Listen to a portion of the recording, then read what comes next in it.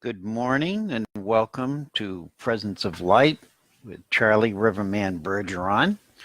My seat won't stay still.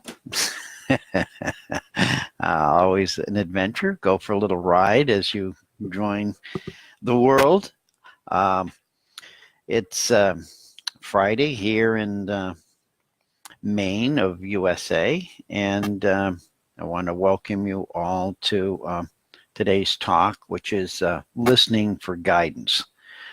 It's an amazing day when we can all gather together. I'm sorry. So we got a problem here in Houston. Okay, we've solved that problem. Thank you. Good morning, Letitia, Rachel. So this morning's talk, as I arose, became listening for guidance, and it's been a long week of listening for me on many levels. Last week, when last week's show ended, you showed a bumper sticker, "Practice Unlimitedness," and that carried throughout the whole week. And I actually gave that bumper sticker to a gentleman on the mountain who was asking about it, and he was very appreciative of that, as he and all of us are going through so many different changes that it's hard to distinguish sometimes what direction we're headed in, or how do we work through this, or where are we headed, really. Then there are so many people in the world today who seem to be listening to either higher guidance or inner guidance. Some are channeling masters and angels. And I ask everybody to take all that information and use your own listening to distinguish what belongs in your energetic vibration, rather than accepting that whatever everybody says, including myself, is the perfect fit for you. And that's what brings me to listening for guidance today. And the little note I wrote this morning was, listening requires that we let go of our own projections of thought. We are inundated with thought every day of our lives. The human brain is receiving information in billions of amounts, sorting it, trying to place it in some kind of cohesive lineage so that we can get up in the morning, put on our clothes, go to work, and take care of ourselves. It's done in milliseconds, and that's the amazing process of who we are. This is part of our unlimitedness that I speak of. We're far unaware. We're unaware of the power that our human physical beingness generates during the course of a day. And in the buildup of that energy and the use of that energy, we create many interference fields that keep us from hearing messages that would be in our own or to our own advantage during the day. And we do stupid things, and we walk into things, and we trip and we fall because we're not listening. And I say that because most of us, when we hear the word listening, we think of listening with our ears. And while that's a part of it, it's not the whole of it. We need to listen with our complete physical beingness. Every cell in our body is a receiver of information. And what I learned in dowsing over the past couple of years is that listening sometimes requires stillness, that I just have to be still. And so how do we accomplish that? How do we become still in the midst of all of the chaos that's going around us? And there are, in fact, many different ways. I'm not advocating any particular one, but the message is that we need to start tapping into that sensory perception that we have. Clairaudience, clear vision, clairvoyant. I'm clairsentient, so I feel things, and that's a listening system. That's at a different frequency than our audio. So when we tap into those extrasensory perceptions, we realize that nobody's excluded. Everybody has that ability. It's not just a few who are out there speaking about it. They just happen to be the ones who are most comfortable with it and less fearful of practicing their unlimitedness. So what is the guidance, and where does it come from? And is it something physical? Is it something metaphysical? When I look at guidance is, when I speak of that, I look at myself as a being who can access different dimensions, multi-dimensions, different dimensions of existence and consciousness. And I can access them simultaneously or individually. And not only I say that about myself, but I say that each of you are doing that without knowing it. And so it's time now, as we're inundated with so many shifting energies from Mother Earth and from perhaps the universe, as well as many people who are trying to keep a field of distortion in place because that's how they operate. And you're living with them. You're going to lunch with them. You're working with them. You're walking down the street with them. And if we don't start to really listen for guidance from that multidimensional self, we're going to find ourselves continually getting what I would call energetic illnesses.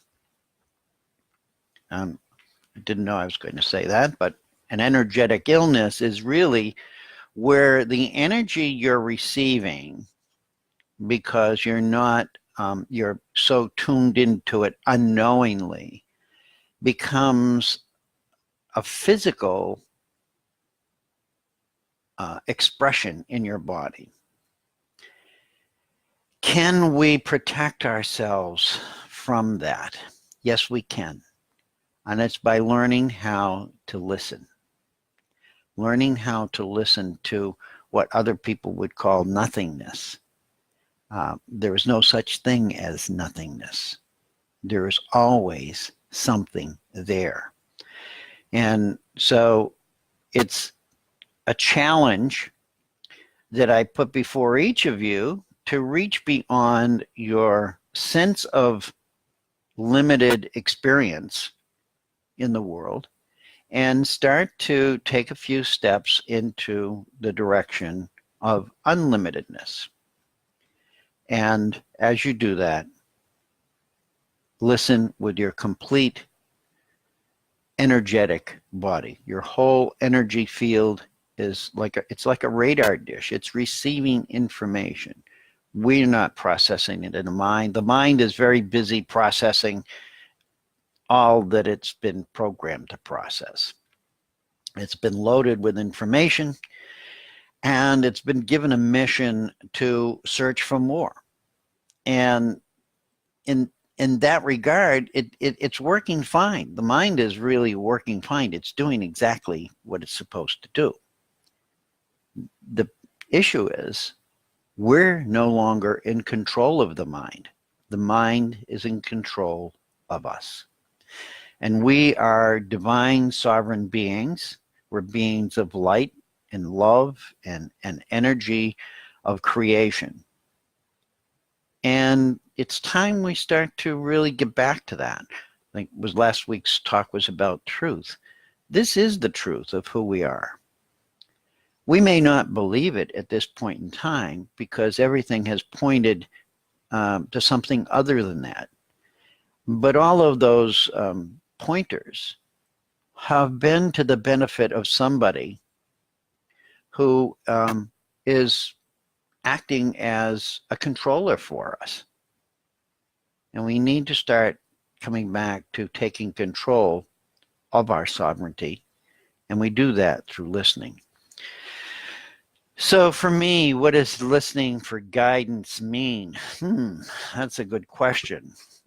Years ago, when I came back from my death experience, listening was very strange. Listening, as I speak to you about now, was very strange because there was no way I could turn it off. And so it was like I was like an open radar dish, and I was picking up everything from the universe.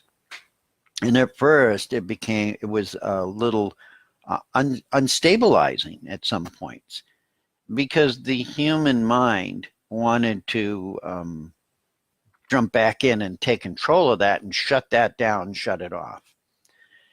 However, over time, as I listened to that information that came through, which most of it comes through as my own thoughts. It's not like I'm hearing a channeled voice, although sometimes I have. Or when I speak, it's as if somebody's speaking through me because I'm not thinking with my brain. It's really me at a higher level, allowing that information to come through and speak through me as this third dimensional physical being. So for some of you that may be new, for some of you that may be kindergarten, but I just throw it out into the field for all of us to nibble at and look at and say, how will this affect my life? And is it something that I should actually listen to or try to play with? And so the message really is, right now, we're acting like Google search engines. We have these brains that are just seeking information, seeking information, seeking information. And so we're always on search. The brain is always on search mode. And as long as we're gathering all of this information, we're storing it away, we're packing it away, and we're doing something with it. The problem happens is, in the meantime, we have forgotten the truth of who we are. And so we've become these devouring algorithms that just devouring information, and many times not using it to our advantage, but it's actually wearing us down to a point where we're functioning at about 30% of our energy level. Everything is energy. Everything, the world is being fought over energy. How much energy can we produce? How are we going to make that energy? If you look at that, what can we do now to extract energy from Mother Earth? We don't care what it costs. We don't care how much damage it does. All we want is to produce energy, energy, energy. And the truth is, if we step inside of ourselves, our heart is the greatest generator of energy that really is. We create these amazing fields of energy with our hearts, but we can't if all of the energy is going to our brain. So, listening for guidance. So some thoughts on this. I am far more than I perceive myself to be. I am listening to the frequencies which support my unlimitedness. It's an opening. We think about ourselves and say, there's much more to life. There's much more to life than what we're experiencing. Doesn't mean that what we're experiencing is going to be thrown in the trash can, but it can be more. It can be more meaningful. It can be more loving. It can be more compassionate. And as we look around the world, we see that as we as human beings have separated, we have created a massive energy of loneliness. And people are suffering from depression and fear. And many of you who talk in the sideline here express that week after week, how you're hurting, you're in pain, you're in some sort of suffering. And it's almost as I read those comments and I send you love and I send you all the energy I can to help to shift that, I realize that you're not doing this to yourself because you want to punish yourself. But in the end, you're living lives that could be so much more if you could overcome that sense of pain and loss. And this is what listening for guidance does. Many of you can, if you can become still enough and tap into it and let go of beliefs that said you can't do this, and say, I need to talk to my loved ones that are on the other side. I need to talk to my children or my parents or my brothers or my spouses. And then come to this place of openness, this open field of stillness. The possibilities of you receiving a message from them increases exponentially. Okay? It's in the stillness. It's in the stillness when we still the mind and come into our hearts that the guidance comes through. And over time, what you do is you do it like a practice. It's sort of like, how do I want to say it? Like yoga or Tai Chi or any physical activity where you're retraining the mind to get out of the way and allow the whole presence of your being receive information. Because it's acting as a roadblock. It's acting as a wall. It has a gate, and you get to the gate, and you can't get beyond it. You can't get beyond it. And you know that there's something more beyond it. And this is listening. This is listening. I can't express it enough. I spend days where I may be doing something and then I'll stop and I'll sink into this space of just emptiness and listen for the answers. Instead of trying to derive the answer from this conscious awareness that I'm presently working with, because it's flawed, it's tainted, it's been distorted. I can't get an answer for the highest good of all from a mind that is almost insane. And this is what the world has done to us. We've created insanity in humanity. When we look around the world, I'm totally amazed that people who this is their profession, psychiatrists and doctors, and who have studied this, are so quiet. We have a collective insanity going on in this world. I don't have any degrees in anything other than running my mouth, I suppose.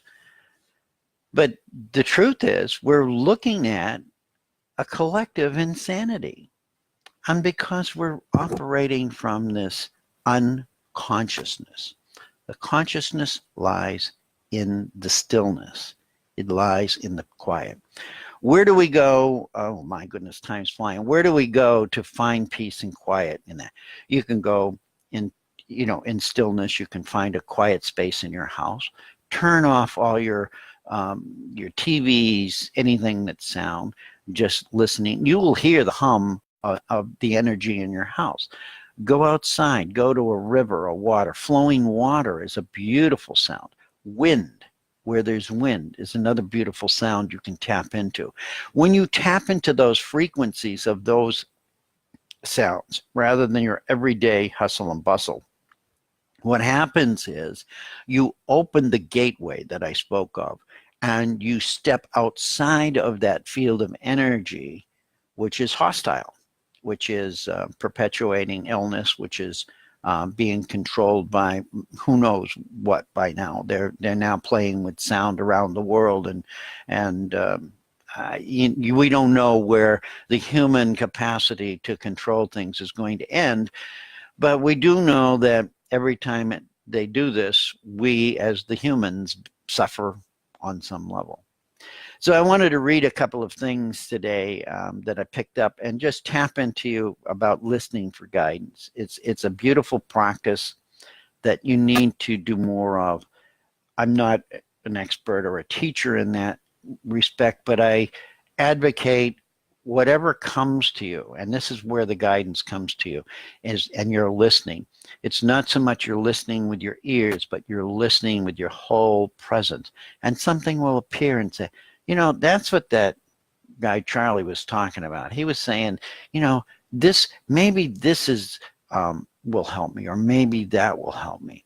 And when we start to tap into that and trust it, we realize that our lives start to change in ways that we begin to see the limitations that are placed on our existence fade.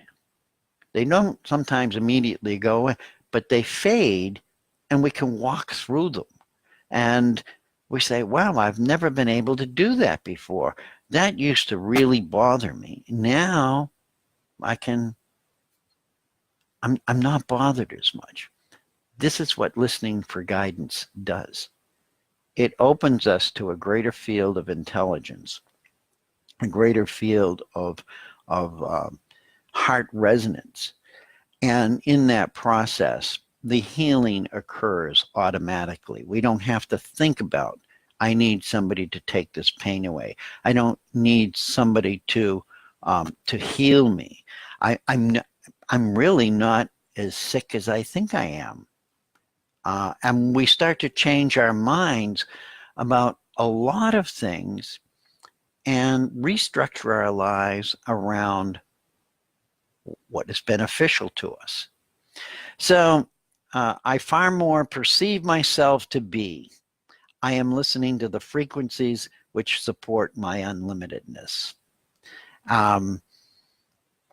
Listening requires that we let go of our own projections of thought. Its unlimitedness flows deep within the waters of our hearts. Allowing it to flow freely without restriction is the practice. And there was a quote here. There's a quote, a couple of quotes. I have a poem. Let's see, what have I got? I have a meditation that I read at the closing of a meeting a couple of weeks ago, where we gathered together as a group of dowsers doing planetary healing. And in that process, we listen. We listen very deeply to energies. We listen to guidance from guides or any source that presents information. And we've learned to listen deeply into the fabric of the universe. And this is how our ancestors survived. They didn't have all the wisdom we have. They trusted their spirit guides and teachers.